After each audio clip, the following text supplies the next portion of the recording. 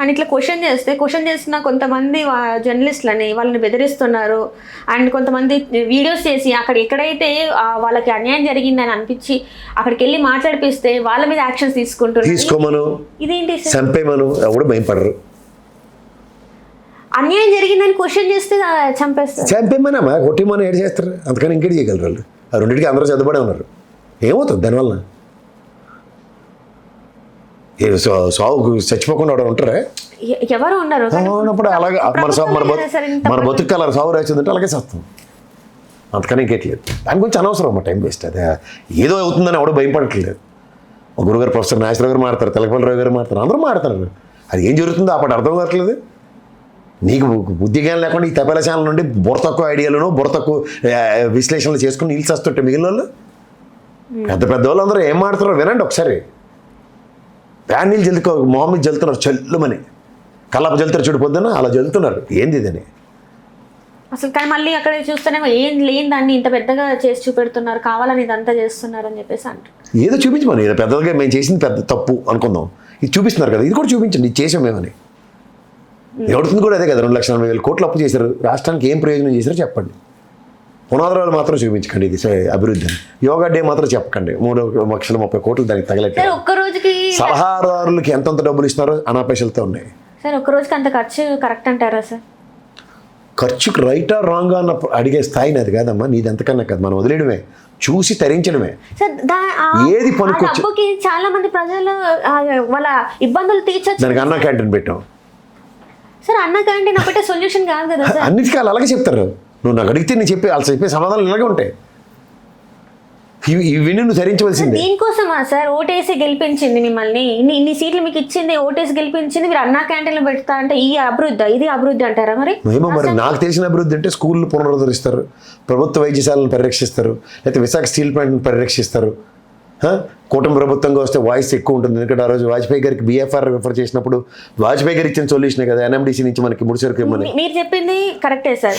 పోలవరం పరుగులు ఎట్టేస్తుందండి. ఏది పోలవరం గురించి ఏమైనా విన్నావా? మర్చిపోయి మనం పోలవరం గురించి మర్చిపోయావా? మర్చిపోలే ముందు విషయం అది మర్చిపోయింది. అది వీళ్ళు గొప్ప ఈ తపేల ఛానల్ వీళ్ళకి చెవులు గొడ్డ పీరికలు చీరినోడు లేక మాట్లాడట్లేదు. విశాఖ గురించి ఎందుకు మాట్లాడట్లేదు సార్? అది ప్రైవేటీకరణ చెయ్యమని చెప్పితేనే కదా వాళ్ళందరూ ఓటేసింది. అదే మరి, అదే కదా. ఉత్తరాంధ్ర ప్రజల్ని ఎలా మోసం చేశారో ఉంది, ఉభయ గోదావరి జిల్లాకు చెందిన పోలవరం ప్రజల్ని ఎలా మోసం చేశారో ఇది ఉంది, రాయలసీమలో ఉక్కు కర్మలు. మన అదృష్టంగా ఇంకోసారి పునాదర వేయలేదు అక్కడికి వెళ్ళి.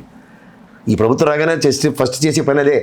విశాఖ ఆంధ్రలో హక్కు, విశాఖ హక్కుని అమ్మేసి రాయలసీమలో ఉక్కు పరిశ్రమ తీసుకొస్తున్న చంద్రబాబు నాయుడు గారిని ఎలివేషన్లు ఇచ్చిందరు. మనం ఏమైనా తరించాలి. అసలుకి అన్ని ప్రాబ్లమ్స్ ఉన్నాయి, వాటిని రెక్టిఫై చేయకుండా ప్రైవేటీకరణ చేస్తాను. అది ప్రైవేటీకరణ చేయాల్సిన అవసరం. పక్క రాష్ట్రాలు చూశారు కదా సార్, కొన్ని రాష్ట్రాలు కేంద్రంతో పోరాడి అందరూ అఖిలపక్షంగా ఏర్పడి కేంద్రంతో పోరాడి దాన్ని చేసుకున్నారు కదా సార్. మరి వీళ్ళు ఎందుకు చేయలేకపోతున్నారు?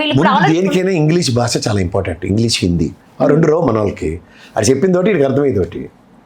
అదేంటంటే వాడు ఏం చెప్పాడంటే, ఆయుష్మాన్ భారత్కి సంబంధించిన నియోజకవర్గానికి ఒక హాస్పిటల్ పెడతాం, నియోజకవర్గానికి ఒక హాస్పిటల్ పెట్టామంటే దానికి సంబంధించింది PPP విధానంలో చేయండి అంటే, ఇప్పుడు ఉన్నదాన్ని PPP విధానం చేసేస్తామని చెప్పి వీళ్ళకి అర్థమైంది. ఇలా తెంగరబుచ్చి మేళానికి మనం ఏంటి చేస్తాం? మంత కాదు అది. వాళ్ళు ఏ గజెట్లు చూపించినా, ఏ సర్క్యులర్ చూపించినా వాళ్ళు నమ్మరు. ఎందుకంటే వీళ్ళకి అర్థమైంది ఒకటి, వీళ్ళది అదే బాపతు. నువ్వు జర్నలిజం అనుకో, నువ్వు చదువుకుంటే జర్నలిజం విలువలు, విశ్వసనీయత కట్టుబడి ఉంటావు. ఇదంతా కుల ప్రాతిపదికన ఇచ్చిన జర్నలిజం డిగ్రీలు కదా. అట్లా తప్పు అంటున్నారు కదా సార్ ఇప్పుడు. అందుకని వాళ్ళు తప్పు అన్నది మనం రైట్ అనాలా, రైట్ అన్నది తప్పు అనాలా ప్రజలు నిర్ణయిస్తారు. ఓపిక పట్టాలి దానికి. రాత్రి అద్భుతాలు జరిగిపో. ఒక క్వశ్చన్ అడిగితే తప్పు అంటున్నారు, అట్లెట్లా సపోర్ట్ చేస్తావు అని చెప్పేసి మాట్లాడుతున్నారు. నాకైతే డైరెక్ట్ మెసేజ్ చేస్తున్నారు. సీరియస్గా చెప్తున్నాను సార్, ఈ విషయం ఏంటంటే ఇలా జరిగిందంటే నీకేం తెలుసు, నువ్వు ఉన్నావా, నువ్వు చూసావా అని చెప్పేసి నన్ను క్వశ్చన్ చేస్తున్నాను. ఇంకేం చెప్పాలి సార్? నువ్వు సమాధానం చెప్పగలిగితే వీడియోలో చెప్పు, విత్ ఎవిడెన్సెస్ చూపించు. కనబడుతుంది కదా సార్, నేను చూపెట్టాల్సిన అవసరం కూడా లేదు కదా సార్. అక్కడ ఏం జరిగింది నీకు మళ్ళీ చెప్తున్నాను. నేను పట్టిన కుందేలికి 3 కాళ్ళు అన్న బ్యాచ్ వాళ్ళు 4వ కాలు కనబడినా ఒప్పుకోరాళ్ళు. దానికి రితిక్ రోషన్ 6,000 కథ చెప్తారు నేను గతంలో చెప్పినట్టు. అలాంటి వాళ్ళతో నీకు అనవసరం. నీ దగ్గర ఎవిడెన్సెస్ ఉంటే ఇలా పెట్టి మాట్లాడు. కనబడుతుంది కదా సార్. ఇప్పుడు మీరు చెప్పారు అమరావతిలో నీళ్లు తోడేయడానికి ఇన్ని ఖర్చు అవుతుంది. అసలు అదే కదా ఫస్ట్ నుంచి మొత్తుకుంది. అది పంట భూమి, పక్కన నీళ్ళ ప్రవాహం ఉంది, మునిగిపోతుంది అని చెప్తున్నా కూడా వినకుండా నేను అక్కడే కడతానంటే మరి ఇంకా అది ఎప్పుడు కడతారు? భావితరాలకు ఎప్పుడు చూపెడతారు? 40 సంవత్సరాలకు చూపెడతారా, 50 సంవత్సరాలకు చూపెడతారా? అలా చెప్తారండి. వాళ్ళు చెప్పినవన్నీ నువ్వు వింటూ ఉండడమే. నీకు ఒప్పుకుంటే దాని గురించి కాంట్రడిక్ట్ చేసి వీడియోలు చేయడమే. వాళ్ళు ఏం తిట్టినా భరించవలసిందే, వాళ్ళు కొట్టినా భరించవలసిందే, జైల్లో పెట్టినా భరించవలసిందే. కానీ నిజం నిప్పులు అది దహిస్తూనే ఉంటుంది లోపల వాళ్ళకి. మళ్ళీ ఇంకో దఫా కావాలంటారు, ఇంకో దఫా ఎన్ని దఫాలు కావాలన్నా ల్యాండ్ పూలింగ్ చేస్తారు మీరు. వాళ్ళు పెప్సీ తాగుతారు, దిల్ మాంగే మోర్ అని రోజు అధికారం కావాలంటారు. ప్రజలు నిర్ణయించుకోండి అధికారం ఇస్తారు ఎవరన్నది. నా చేతిలో ఏముంది, నీ చేతిలో ఏముంది? మరి ప్రజలు సార్ ఆలోచించుకోమను, వాళ్ళు విజ్ఞతగా వదిలేయాలి. మన చేతిలో ఏం లేదా, మాది మన చేతిలో లేనిది ప్రజలకి కట్టొచ్చినట్టు కనబడుతున్నా వాళ్ళు నమ్మకపోతే మనం ఏం చేస్తాం? ఇప్పుడు నేను అనవసరం రాజమండ్రిలో మెడికల్ కాలేజ్ కట్టారో లేదా వాళ్ళకి తెలీదా, విజయనగరంలో కట్టారో లేదా తెలీదా, కడపలో కట్టారో లేదా వాళ్ళకి తెలీదా, పులివెందుల్లో కట్టారో లేదా తెలీదా, ఇలాంటివన్నీ కళ్ళ ముందు సాధారణంగా కనబడుతుంటాయి. మార్కాపురంలో మెడికల్ కాలేజ్ కడుతున్నారో తెలీదా, కర్నూలు తెలీదా, మిర్యాల కూడా తెలీదా? ఇవన్నీ ఏమో ఇది కాలేజో లేకపోతే భారతమ్మ కట్టుతున్న ఇల్లు అర్థం కావట్లేదు అని జడ్డి విధాల్లో మాట్లాడితే మనం ఏం చేస్తాం? భారతమ్మ కట్టాల్సిన అవసరం జగన్మోహన్ వాళ్ళు చెప్పింది అదే కదమ్మా. భారతం కోసం ఆయనకి ప్రతి దగ్గర ప్యాలెస్ కట్టుకోవడం అలవాటు, మీకు తెలుసా? ఇదే కథ చెప్తారు వాళ్ళకి. భారతం కోసం రుషికొండ కట్టాడు, వైజాగ్ వాళ్ళకి వేసారు బిస్కెట్, మార్కాపురం వాళ్ళకి అదే చెప్పారు. అన్నీ విన్నారు. అంటే అంతా తెలియలేకుండా ఉన్నారా సార్ ఏపీ ప్రజలు? మరి అదే వాళ్ళని అడుగు, నన్ను అడుగుతాడు. తెలుగుంటే ఎవరైనా అలా వేస్తారా? నియోజకవర్గానికి ఎవరైనా రాజకీయ నాయకుడి దగ్గర నుంచి ఎక్స్పెక్టేషన్స్ ఏంటి? ఆ నిరంతరం ప్రజల్లో ఉండాలి. ఏంటి వైఎస్ఆర్సీపీ వాళ్ళు ప్రజల్లో ఉన్నారా లేదా నాయకులు? ఒకసారి కనుక్కో.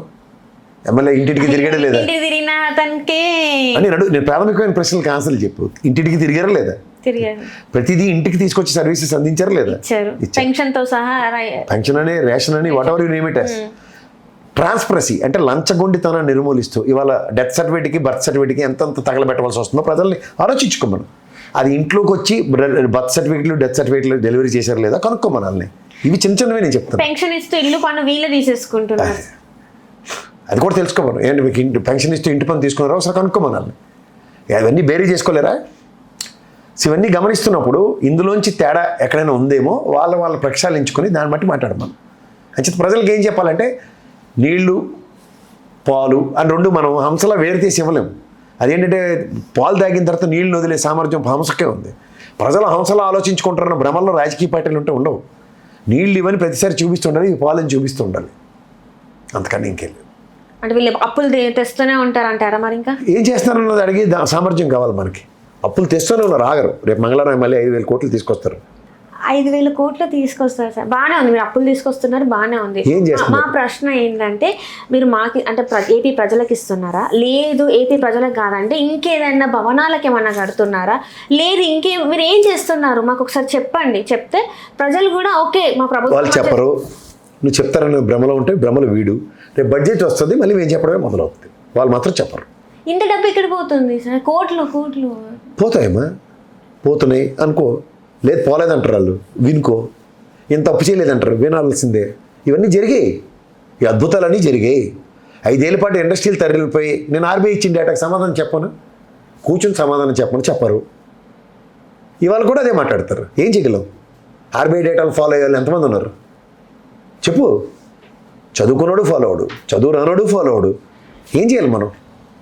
నెత్తినోరు కొట్టుకోవాలి రోజు కూర్చుని. దీని మీద అసలు ఇంతవరకు ఎవరు స్పందించలేదు. ఆర్బీఐ ఇచ్చిన రిపోర్ట్ ఏదైతే ఉందో దాని మీద ఇంతవరకు స్పందించి ఇది కాదు అవును అని కూడా చెప్పే ధైర్యం చేయట్లేదు. విజనరీ చంద్రబాబు నాయుడు గారు విజనరీతో ఉండబట్టి జగన్మోహన్ రెడ్డి పని చేసేయడానికి కథ అల్లుతున్నారు. ఆ కథ చచ్చిపోయేదాకా మన ప్రజలకు రాదు. సరే అది ఎట్లా సాధ్యమైంది? సరే అదే సాధ్యం అవుతుంది వాళ్ళకి చెప్తుంటే మళ్ళీ ఎట్లా సాధ్యం అవుతుంది అన్నడుతోటి అదే సాధ్యం అవుతుంది వాళ్ళకి.